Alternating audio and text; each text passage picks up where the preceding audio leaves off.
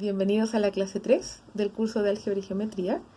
En esta clase vamos a estudiar, dado el sistema de coordenadas en el plano que definimos ayer, la distancia entre dos puntos en el plano, el ángulo entre dos rectas, el ángulo de inclinación de una recta con respecto al eje X y la pendiente de una recta, ¿sí?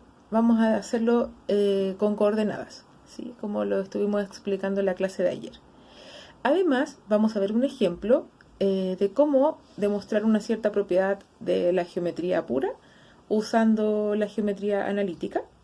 Y vamos a trabajar también con la idea central de la geometría analítica que explicamos en el video anterior y con dos problemas fundamentales de esta área, ¿sí?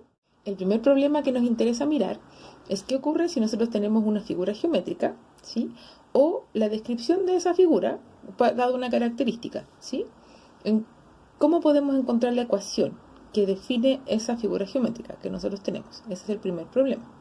Y recíprocamente nos interesa entender qué pasa si nosotros tenemos la ecuación de una cierta figura que no conocemos, ¿cómo encontramos entonces geométricamente esa figura? ¿O cómo encontramos la gráfica de esa figura? ¿Sí? Esos son dos problemas fundamentales en la geometría analítica que vamos a estudiar a partir de la clase de hoy en adelante, ¿sí? Este es un mundo maravilloso porque después de esta clase y de este curso van a entender también en qué se deriva la geometría analítica. Y la geometría analítica deriva muchísimos años después en algo que se conoce como geometría algebraica, ¿sí?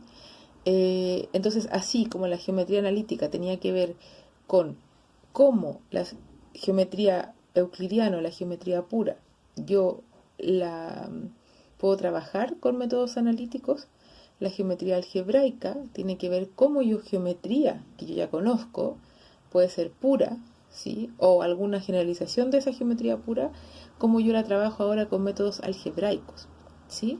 Entonces, si se fijan, es bien importante la creación o la invención o el descubrimiento que hizo Descartes con esto del sistema de coordenadas, porque hace esto que yo les decía, que es una traducción o una articulación entre la geometría que ya conocíamos desde hace mucho tiempo antes de Cristo y el sistema de coordenadas, ¿sí? Y trabajar, por lo tanto, con métodos analíticos. Entonces hace un puente entre la geometría y el análisis, y así, entonces, tiempo después, hay un puente que en la actualidad es un área de investigación de la matemática entre la geometría y el álgebra, ¿sí?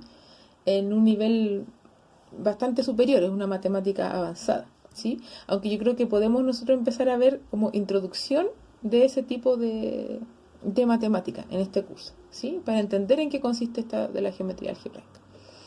Eso, nos vemos más ratito.